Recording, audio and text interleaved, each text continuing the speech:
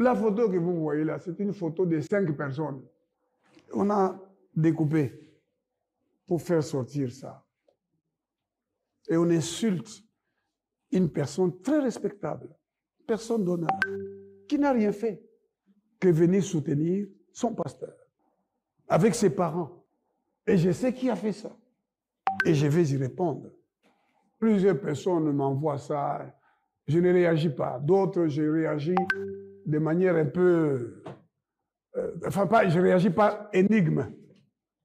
Je leur donne des versets bibliques. Aujourd'hui, j'ai dit quand même quelque chose un peu plus clairement, mais il y a d'autres choses à dire sur ça. On m'a collé quelqu'un qui n'est ni ma fiancée, ni mon épouse.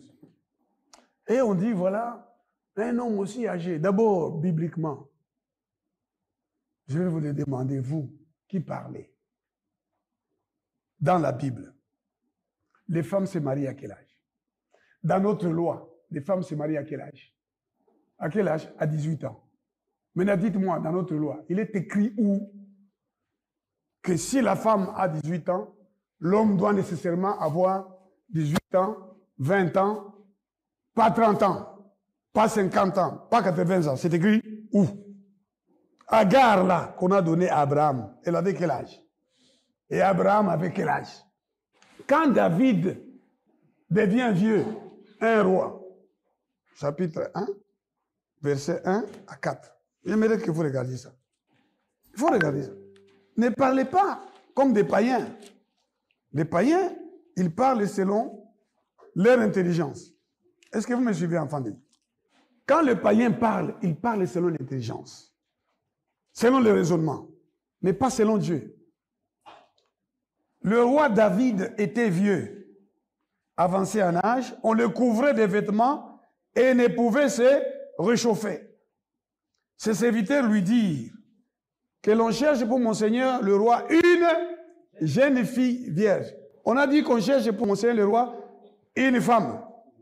Hein? C'est ce qui est écrit dans la Bible. Si vous lisez la version Chouraki, on vous dira qu'on cherche pour le roi une adolescente. Qu'on cherche pour mon Seigneur le roi une jeune fille vierge, qu'elle se tienne devant le roi, qu'elle le soigne, qu'elle couche dans son sein. Et mon Seigneur le roi se réchauffera. Mais David, là, avait plusieurs femmes, non? Mais ces femmes ne le réchauffaient plus. Or, quand vous lisez dans Ecclésiaste, la Bible dit, quand 2 couchent en chambre, ils auront chaud. C'est lui qui est seul qui les réchauffera. La Bible nous dit que l'homme doit réchauffer sa femme, la femme doit réchauffer son mari. C'est la Bible qui le dit. Et là, David ne pouvait plus se réchauffer. On va lui chercher une jeune femme. Quand les serviteurs d'Abraham trouvent Rebecca, la Bible dit c'est une adolescente. Genèse chapitre 24. Et Isaac, pour qui il vient chercher la femme, il a quel âge? Une adolescente. Je crois qu'Isaac doit avoir dans les 40, 45 ans. C'est bien de regarder avec précision au chapitre 25 de Genèse. L'homme qui se marie là à une adolescente, et Genèse chapitre 25, verset 20, Abraham engendra Isaac. Isaac était âgé de 40 ans quand il prit pour femme Rebecca. Genèse chapitre 25, verset 20.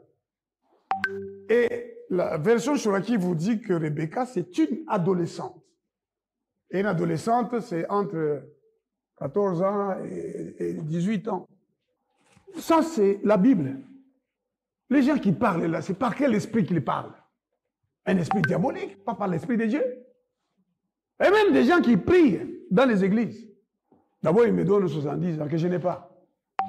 La Bible dit, les jeunes gens vont se lasser, les adolescents vont se fatiguer, vont perdre des forces. Nous, on se rajeunira. On aura toujours, comme Moïse, quand il est mort à 120 ans, nous aurons toujours la vigueur. Il y a des gens qui vieillissent à 40 ans. Moi, Nabatu. Amemilinga sak. Aza ni fiancé, nanga, ni mwasi nanga. Boubandi ko fingaye. Une femme respectable, honorable, qui mérite d'ailleurs qu'on l'épouse. Babambingaye. Eh bien, je vais interroger le Seigneur. nani moto azobamba ngai ye eza yo nzambe alors soki eza yo nzambe nakobala ye mais elle n'est pas ma femme, elle n'est pas ma fiancée.